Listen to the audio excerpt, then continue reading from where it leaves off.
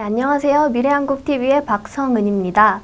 보수 순환시대라고 합니다. 대한민국의 보수 세력은 거의 괴멸 직전이라는 평가를 받고 있는데요. 이럴 때 세계 최장수 정당인 영국 보수당에서 대한민국 보수정당의 해결책을 찾으신 분이 계십니다. 대한민국의 보수당은 영국 보수당으로부터 어떤 것을 배울 수 있을지에 대해서 서울대학교의 박지한 교수님께서 정당의 생명력, 영국 보수당이라는 책을 들고 나오셨는데요. 이 박지한 교수님을 미래한국의 박주연 기자님께서 만나보셨습니다. 자, 박주연 교수님, 기자님. 네, 박주연입니다. 반갑습니다. 안녕하세요. 제가 아유, 그럴 수 있는 거죠. 네, 고맙습니다. 네, 반갑습니다. 아니, 이 영국 보수당 같은 경우에는 350년이라는 긴 역사를 자랑한다고 합니다.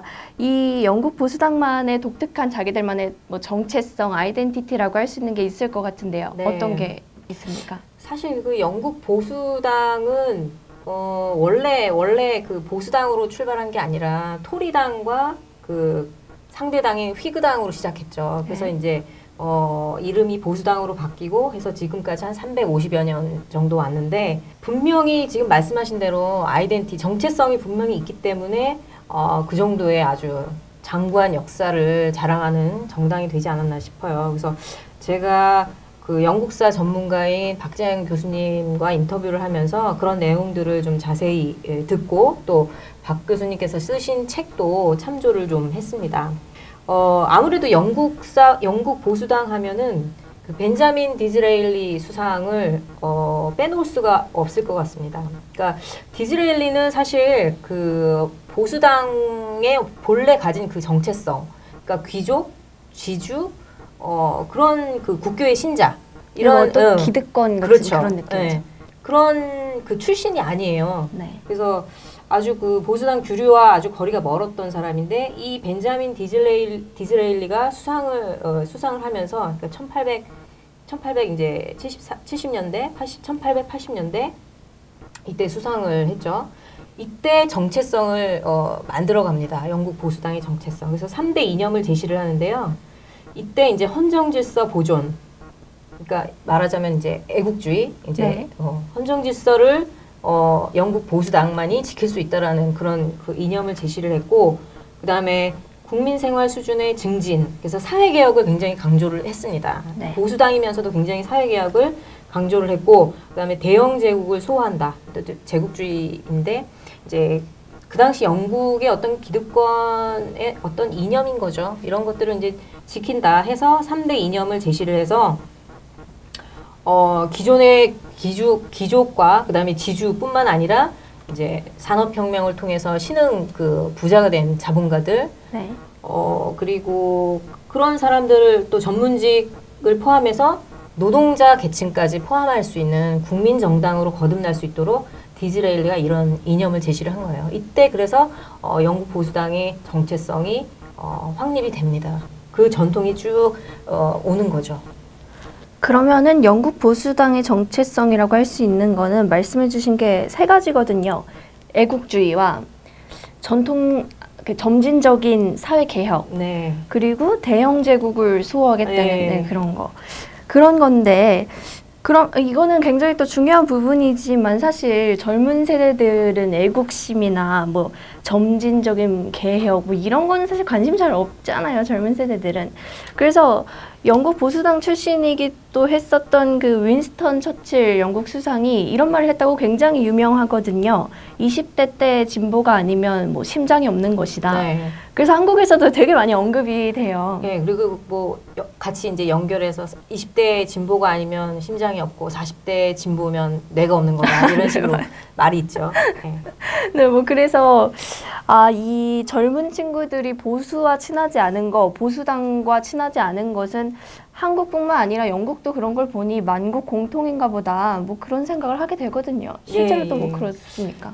그렇죠. 뭐 아무래도 젊은 층 하면 뭐 기존의 어떤 그 제도나 어떤 전통에 대한 어떤 반발, 기본적으로 갖고 있는 그 반발감, 네. 사회 변화에 대한 욕구, 이런 게 강한 그 세대가 젊은 층이기 때문에 그거는 뭐 만국 공통인 것 같아요. 만국 공통인데, 이제 영국 보수당이 그 젊은이들의 어떤 그런 욕구들을 굉장히 충실하게 그거를 정당 정책, 정강, 뭐 이념 이런 식으로 많이 수용을 한 거죠. 그래서 보수당이 젊은 층에도 큰 그 인기를 얻고 많은 청년들이 사회당이 아니라, 그러니까 노동당이 아니라 보수당에 이제 입당을 하고 보수당을 지지하고 뭐 이런 그런 분위기를 이끌어낸 것 같습니다.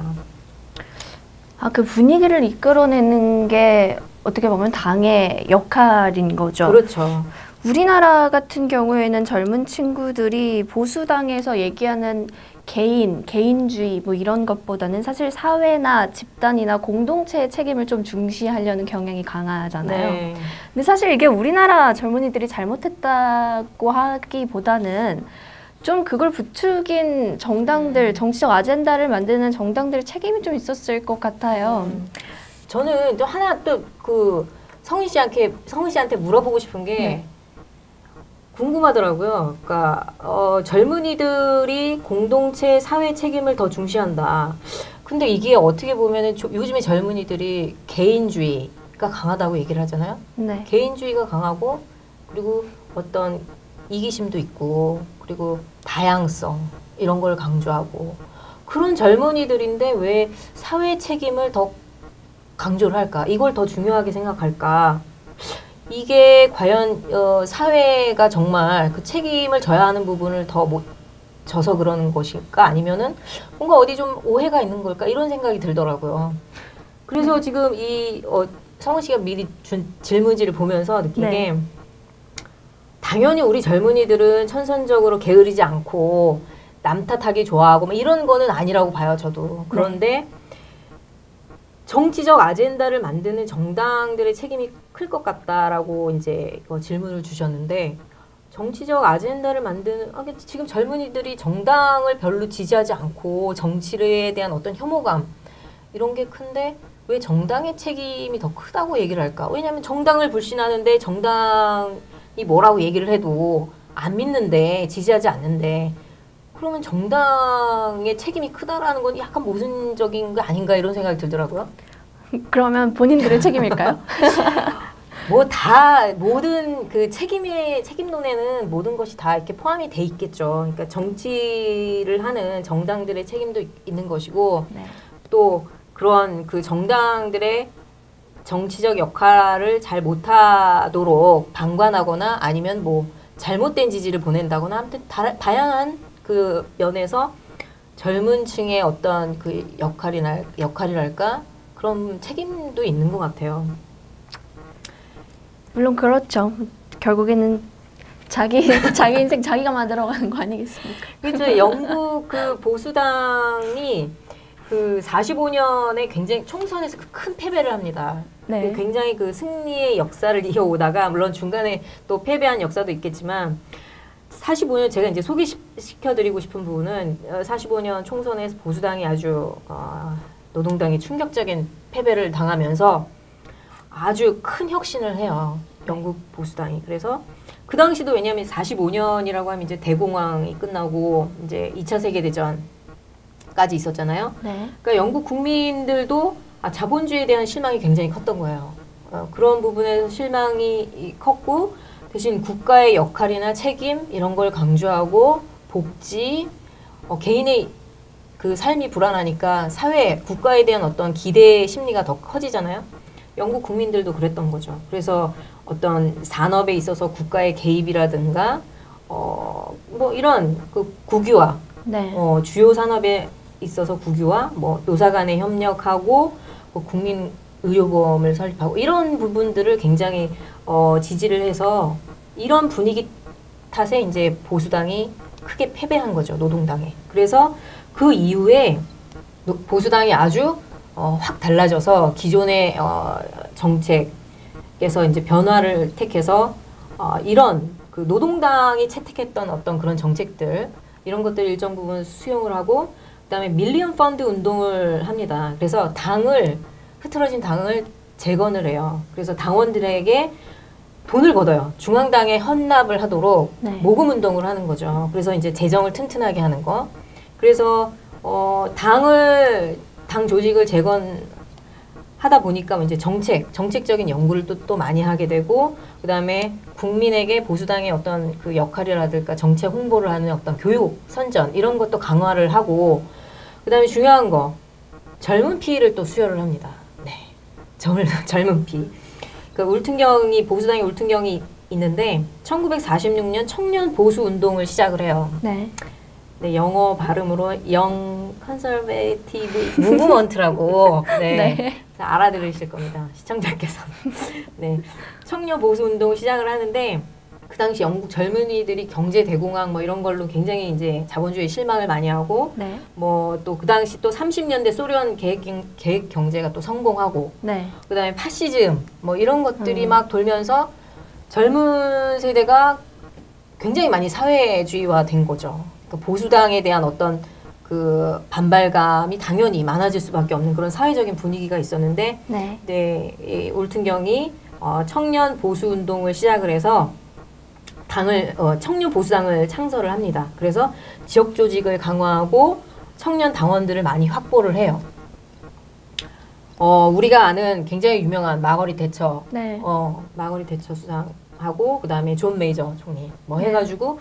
이런 유명한 그 보수당의 대표적 정치인들이 다 이 청년 보수 운동을 통해서 정치에 입문을 하게 되는 거예요.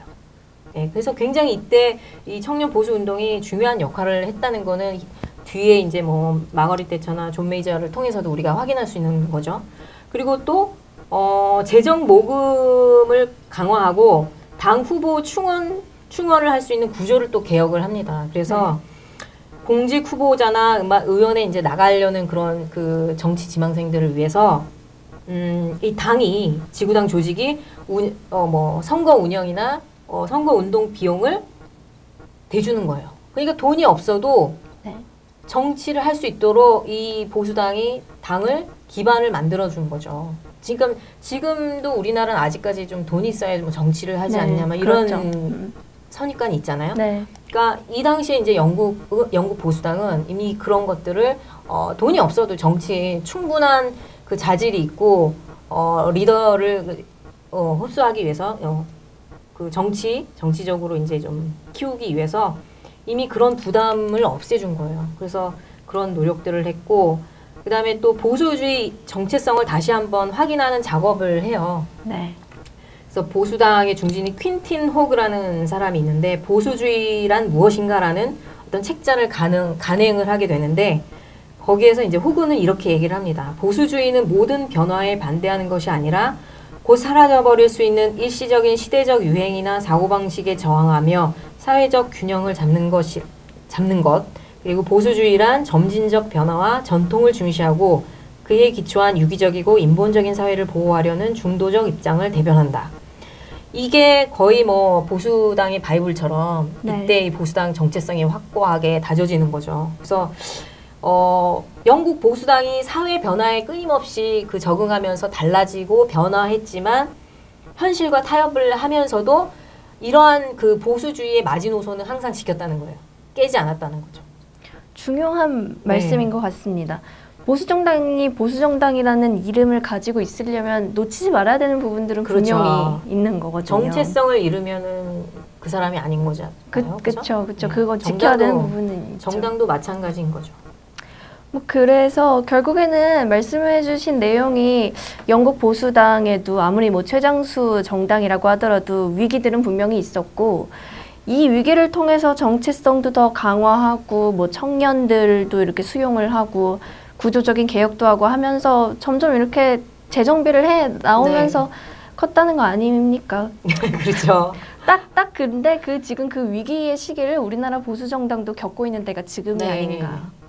저는 이거 이제 그 보수당 그 박지한 교수님을 인터뷰하고 또 관련 그 기사나 자료들을 조금 보면서 느낀 게 영국 보수당이 노동당에 크게 패배해서 정말 영국 보수당도 마찬가지로 당시에 보수가 이제 사라지는 게 아닌가 괴멸되는 거 아닌가 이런 위기의식을 크게 느꼈을 때 그때 엄청난 변화와 개혁을 통해서 지금의 보수당의 전통을 만들어냈다는 거죠. 그러니까 지금 우리 한국의 보수 정당들도 큰 위기를 겪고 있지만 그 위기 속에서 그 하나의 기회로 잡아서 당을 재건하고 기초부터 닦고 반드시 해야 될 거. 지금 제가 앞에서 설명드렸던 영국 보수당이 1945년 총선에서 패배한 후에 당을 재건하기 위해 했었던 노력들. 네. 이런 것들은 지금 시대에 우리에게도 아주 필요한 그러한 그